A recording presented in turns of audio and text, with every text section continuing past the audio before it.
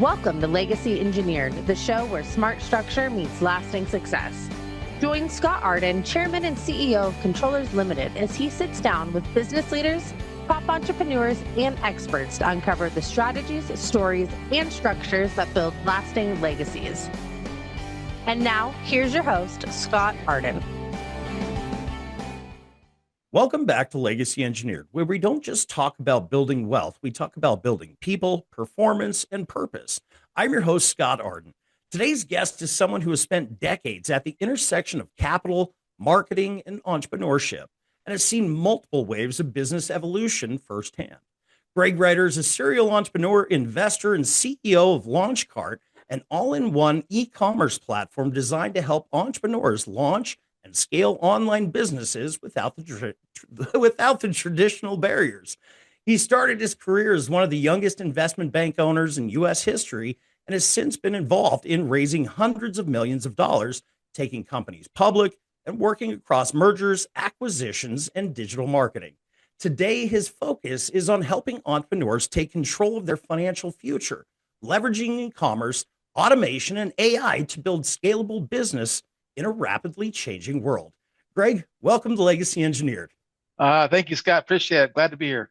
Yeah, absolutely. Absolutely. Well, I know you and I have known each other for many, many years. I think dating way back to some of the previous days, at least 10 years plus. And so I want to say it goes back to like maybe even 2007 or something like that. it could be. It definitely could be. I know, after nearly 30 years of doing this, the time just seems to fly by. So. All the deals and all the corporations just kind of blur together, right? All the deals. They do. They do. Yes. Well, cool. Well, we're just going to have a little bit of fun. I'll ask you some questions. We'll talk a little bit about what you're an expert in, and we'll kind of go from there, if that works. That works for me. Let's do it. Well, awesome. So, you started as one of the youngest investment bankers in the country. What did that experience teach you about how money really works? Wow, that's a cool question because I was born into a super wealthy family, and my parents got divorced when I was two and a half. And so I tell everybody that book, Rich Dad, Poor Dad by Kiyosaki was written about me because literally that's how I grew up. And I visited my rich dad. My mom got married, divorced, married, divorced, and married, and I visited my dad. My dad got me into investing when I was 19, and we started making some money. And I turned my very first investment from 2,000 into 14,000 in 4 months. So I went and got my securities license, and my dad was referring me business. He'd go, buy this, sell that, buy this, sell that. We made money on every trade. And I'm like, Dad. And so this is the answer to the question. Dad, how is it we make money on every trade? Right. He goes, oh, son, that's the good old boys club. Okay. That's that area where the rich get richer, right? So kind of like what you're doing right here with your podcast. It's like exposing people, introducing people, and getting people to know other people that have access to the right deals and the right information is how you really create wealth, or one of the ways you create wealth for sure. Absolutely. Absolutely. Well, not only that, but, hearing about other people's experiences, the trials, the tribulations of building businesses, investing, being an entrepreneur, if you will. So that's, that's really the core of the show, is also how to engineer a legacy. So now you've seen multiple economic cycles. What's different about today's environment? AI. Dude, if you're not woken up to AI, you're going to see the biggest shift in human history in the next 3 to 5 years. Literally, you're talking 20-30% of the workforce losing their jobs, disruption everywhere. You got unicorns being created in months, not years or decades.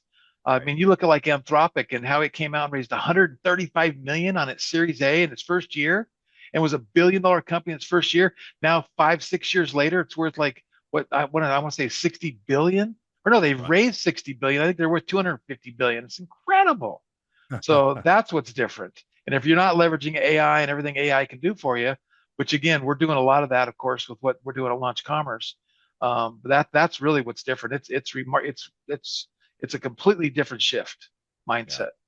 Yeah, no, I completely get that. I come from that old school of, paper. We have filing cabinets, not cloud storage, So embracing AI, I'm going to tell you, was a little challenging for me just because there's not that real. I mean, there's human interaction, obviously, human interface into the programs themselves to help them really find the path or the information that they're looking for. But, you know, uh, like I said, I'll tell you, I was a little bit resistant to it. Now that I've learned a lot about AI and, its capabilities of enhancing and speeding up progress or processes or even projects themselves, it is kind of a godsend, to be honest with you. Well, can't call it godsend, if you will. We'll call it information technology send.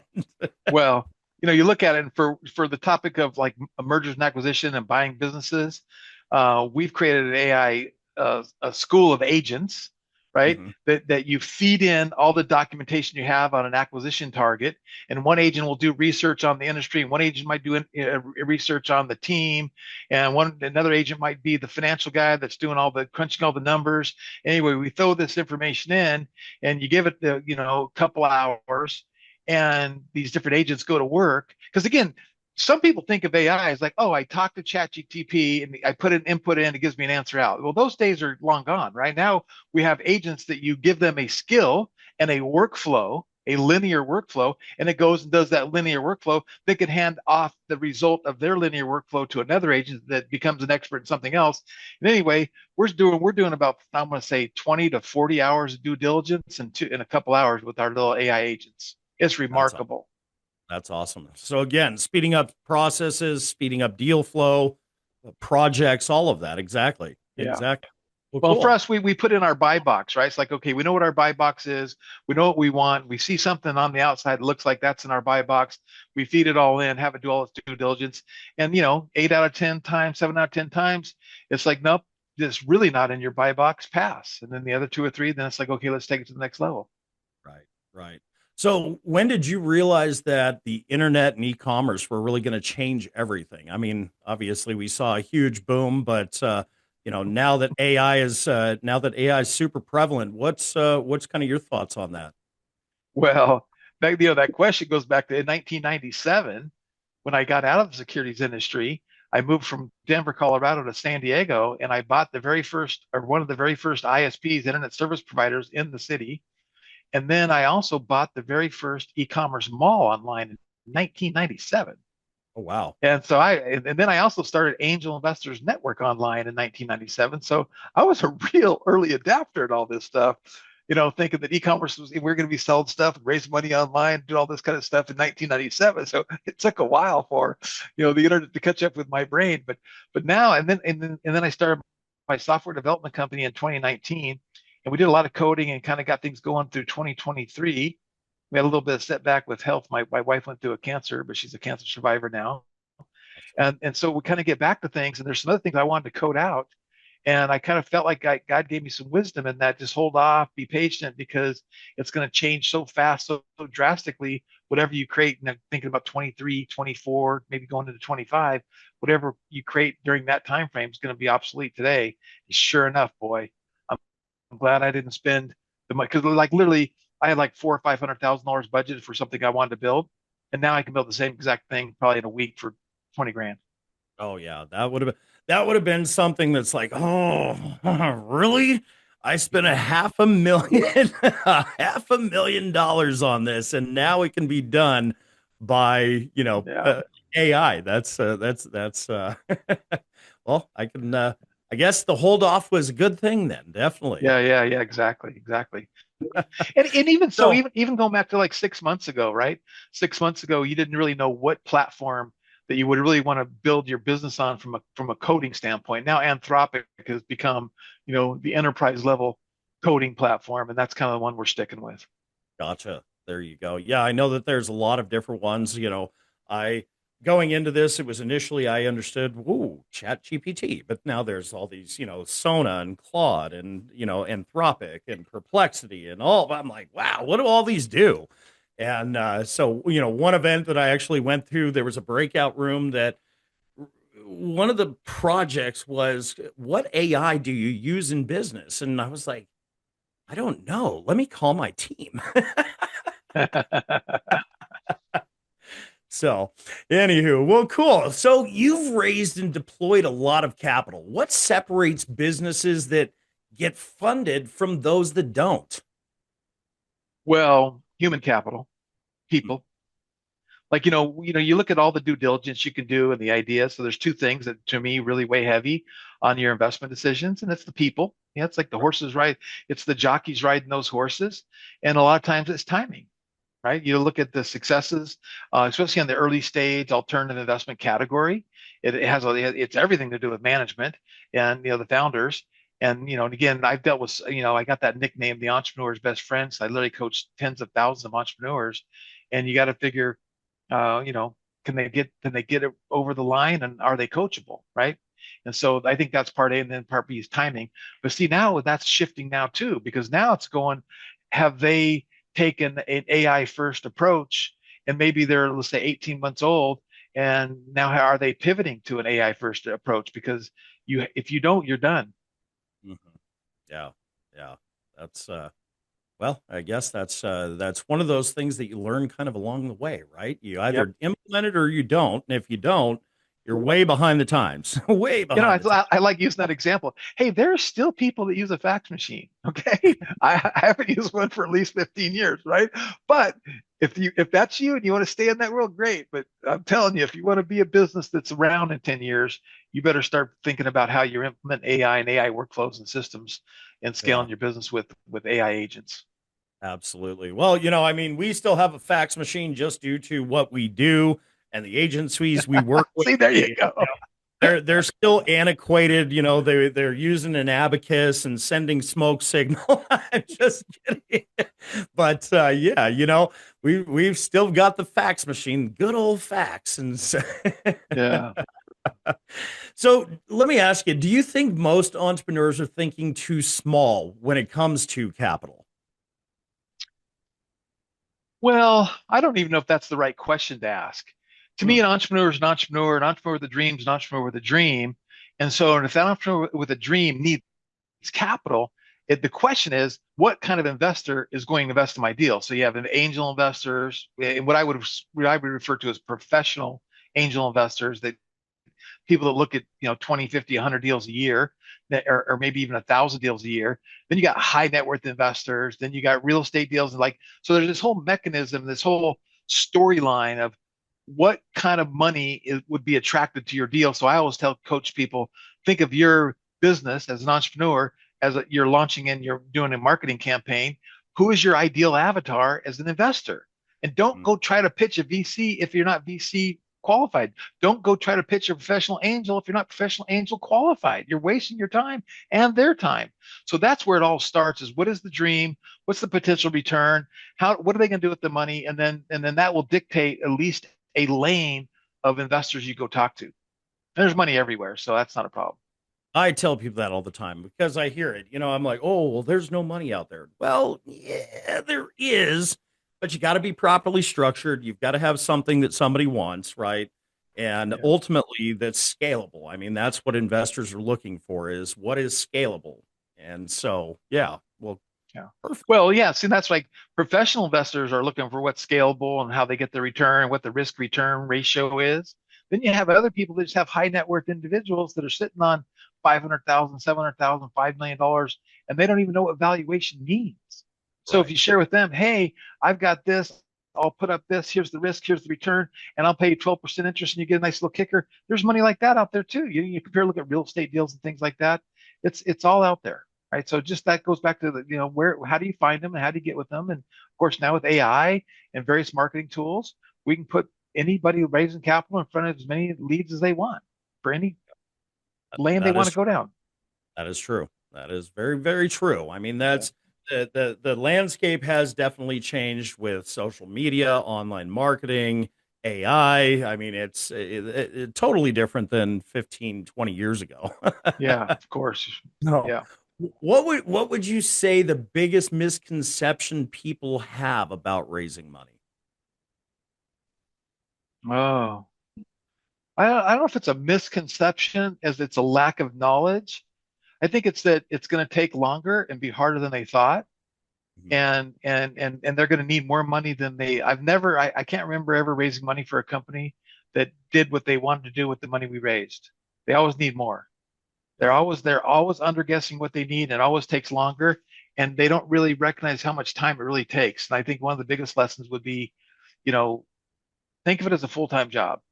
So if you're running your business and you have to raise money, that's two full-time jobs. So you better be prepared to work 16 to 18 hour days to get it done, or have somebody else run the business. You go raise the money. And I've made that mistake myself, going, okay, I start my business, get it going, then go try to raise money, and then it's like now both of them suffer, right? Because I'm not giving the attention that raising money needs. So I didn't raise enough to execute the business plan, and the business didn't work because I was taking time away from the business to raise money, and it's a tough road to do. Yeah, absolutely. Absolutely. So, you're obviously big on AI and automation. How should entrepreneurs actually be using it today? Well, you have to think about the systems, and think of the old standard SOPs, standard operating procedures, right? And then we need to break them down even further. And like just if you were hiring an employee and you go, I'm going to hire a video editor, what are all the jobs that video editor does? Lay them out, get them in a linear type mechanism, break them all up into steps, and then figure out what part of those systems and those steps, those SOPs, can AI agents handle so you can accelerate and get more done with the same human capital. Or you Hmm. can, three or four or five extra human capital. I don't know about you, but I'm doing the job of five people now, and it's like I'm loving it. It's incredible. There you go. There you go.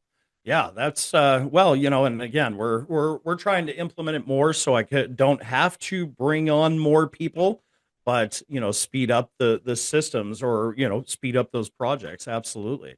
Yeah. So, do you think AI is going to replace jobs or create leverage? Oh, it's definitely going to replace jobs and create leverage. Right. Right. Again, it kind of goes back to like, look at how much it's like there's a company that's like 2.5 years old. They're already worth $600 million, and they created tools to take over the legal industry. And they're going Mhm. on, and what they had enough power and influence that they picked up like 5,000 law firms on enterprise level, and they're replacing paralegals and systems and contracts and DocuSigns by the minute. New things are Right. being implemented, right?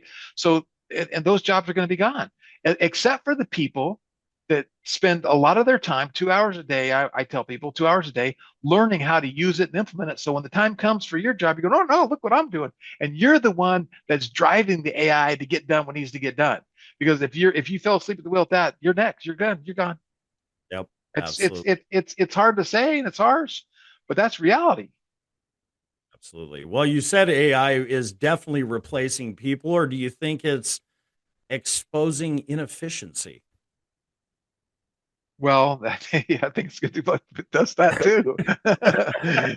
No one wants to admit that, right? But it does that too. And you think about, and I personally think we're going to go through this panic era where so many people have been laid off like never before in history. I mean, Microsoft's laying off people. It's by the tens of thousands, by the millions, right?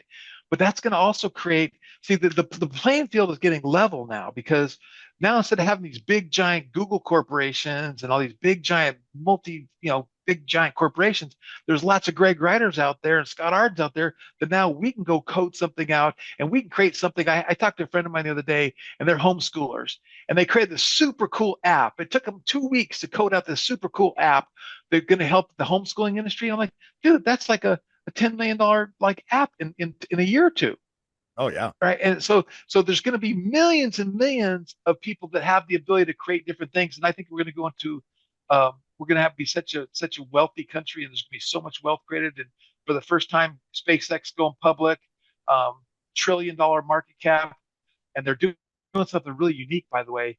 I think it's June 11th. They're having an investor call for retail investors, and they're going to allocate up to 30% of their IPO to retail, which is unheard of, right? You Wow. just don't do that with these big IPOs. I think they're going to raise like we're talking about like $250 billion offering, so the biggest offering ever. So there's so many cool things going on, but so much wealth is going to be created because of this, and everything's going to change. We're going to go from a world of human labor building and managing to robot labor and agent labor, and so you have to figure out where you fit in that model. Yeah, absolutely. Absolutely. Well, And I'm thinking about, buying businesses and stuff. I'm like, what business is going to be around here? I think people are still going to want to go to restaurants, right? And I'm still absolutely. going to want to get served by a human as opposed to a robot. But maybe maybe I don't know, maybe the robots are serving the food. I don't know. Well, I know Vegas has a couple of those places where it's total automation, robots. I mean, you have people like a human server actually picking up the plate or the drink or what have you, but you've got, this robot or this arm that's back there either making a drink or cooking food. Have you seen those? I have, and I had one where a little robot just come up to the table and you had to grab your plate yourself, but the robot brought the food to the table. It's crazy. You It think is about crazy. back 20 years ago, that's like super futuristic. Like, I don't know. Yeah. We'll eventually get there, but we were Well, talking about flying cars and all that, but we're unfortunately still having to talk about don't drink the battery acid that goes in the car. That's yeah. Well, yeah, I don't know if you heard this, but right now, right this minute in Los Angeles, they are allocating land, mapping out the skies, and they are going to have flying cars to fly the athletes around Los Angeles for the Olympics coming up in really, 2028. Yep. really. Because Huh. they know that they can't get the traffic so bad, they can't get the athletes to and from the venues in time, so that they're working really hard to fly them around in flying cars. That's interesting. When you go into like Scottsdale or Vegas or even Los Angeles and you see those Waymo cars where you're driving down the freeway and you look over and there's absolutely no one in the car. I guess it's that's the next that's the progression of the automation, but now I guess putting it in the sky and having it FAA compliant now is going to be a challenge. So Yeah, yeah. No, and you think about things like that when people you think it through, like as the autonomous taxis get really implemented with everybody from Waymo and Venmo, all the different carriers, right? And the Uber's doing it now. You're going to have less cars on the road, less accidents. How's that going to affect the shop that changes the oil and fixes your engines? I mean, all of that's going to be disrupted, right? And it's like less accidents, like my kid doesn't. He lives in downtown San Diego and he Ubers everywhere. He hardly ever drives his car. Puts like $3,000 miles a year on his car. That's only right. when he goes hang glide. So this is going to disrupt everything and everywhere and everybody in many, many different ways. But if we have that positive outlook and we start getting into it, being creative with it, and I always say, here's another good thing I love to tell people: like go to AI and say to AI, "Hey, create me a country western song for me to sing to my granddaughter that has to do with faith, family, and freedom." Boom! Now I have a whole song, country western song, written for me in seconds. I never thought of myself as a country western songwriter, right? Right. I have one of my shareholders. He's a Kiss fanatic. Like he's just been collecting Kiss stuff. Now he's using AI to create songs, and he's literally creating songs and song albums and little AI avatars and launching them on Spotify and getting millions and millions of downloads. Huh. Interesting. I mean, I've heard of a lot of that, where there's some top hits that are AI produced. And it's like, Yeah, well, who gets credit for that? Is that the artist or is that the AI? yeah. So Yeah, people have to expand their mind of what like the limiting beliefs. The lid's off. Like right. the lid is off. Your limit. Don't have limiting beliefs because now with AI, you just ask it how to help you and help you do it. And you can do just about anything. Absolutely. Absolutely. Well, I know you're working on an exciting project. Let's talk a little bit about that. Well, I started this thing called the Mastermind Investment Club back in 2015. And the idea was to leverage the mastermind principles that I learned through Think and Grow Rich, along with just my investment background. So we created this mechanism called the DVRS squared method of investing. And D is for deal flow. And in order to make money in alternatives, doesn't matter if it's Bitcoin or crypto or early stage or pre-IPO, you gotta have good deal flow. We have great deal flow. And then S is for structure. You got to know how to structure a deal. Because if you don't know how to structure a deal, or no, with DV, D is for vetting. So you have to be able to vet the deal, do your due diligence. Of course, like I said, we have these AI tools. We can do some of the best due diligence faster. The DVR and the R is for Rolodex. Can we use the mastermind principle going? Scott comes to me and goes, Scott, I want to raise $5 million. Here's my deal. Here's what's going on. With our mastermind and the people in our group, can we leverage our Rolodexes to move your needle forward, which helps our investment? So like the DDR, Rolodex, and then S is for structure. Then you have to have structure the deal. And if we have a big membership, the bigger the membership, the more money we can invest. So now we're not investing in companies that we get enough money for them. And so we can structure better deals for the investor and the entrepreneur. And then the second S is for syndication, the syndicated deal if we're doing a $50 million deal or something like that. So we launched that, and we were doing events all over the country. And we raised like $100 million for early stage and companies, and it was a blast. But then COVID shut us down because we were doing physical events. So it got put on the shelf, and we never brought it back. And now we're bringing it back, and we're doing some online stuff, and we're going to be doing some physical events again. And it's mastermindinvestmentclub.com. And it's for people who want to buy businesses, people who want to sell businesses, people that have high net worth that want to get into a cool community and leverage the mastermind principle to look at deals and invest in deals. And we used to kind of more focus on early stage pre-IPO, but now we're into AI and all kinds of stuff. Nice. Pretty exciting. Yeah. That's awesome. Well, what we'll do, I think Tessa asked for a link. We'll put it in the show notes or in the comments section of the notes here. That way people can get access to it, and maybe we'll set up a specific link to where it came from, and that way it's easier to track. No, I would appreciate that.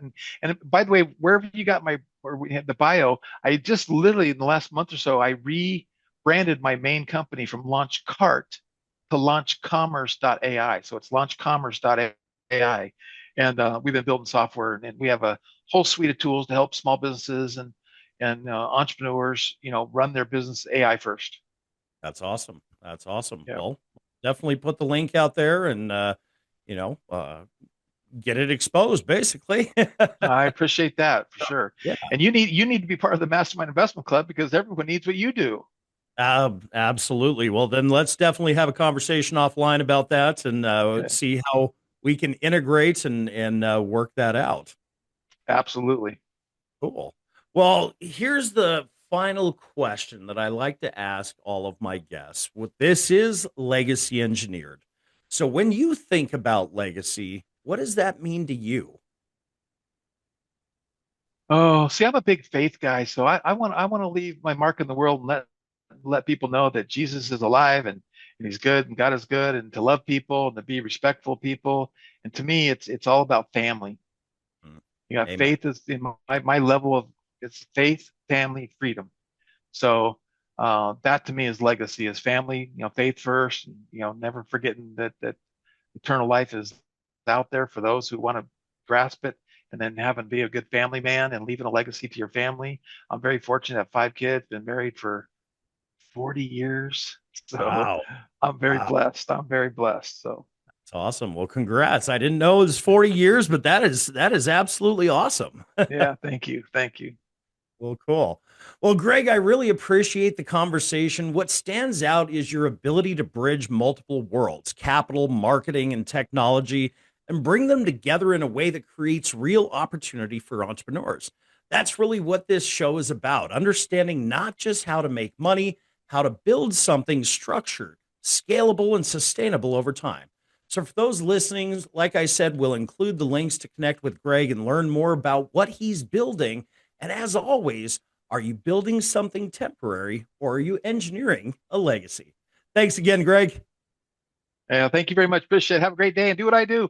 Wake up every day with an attitude of gratitude and tell somebody you love them. You have a better day. That is awesome. Appreciate it.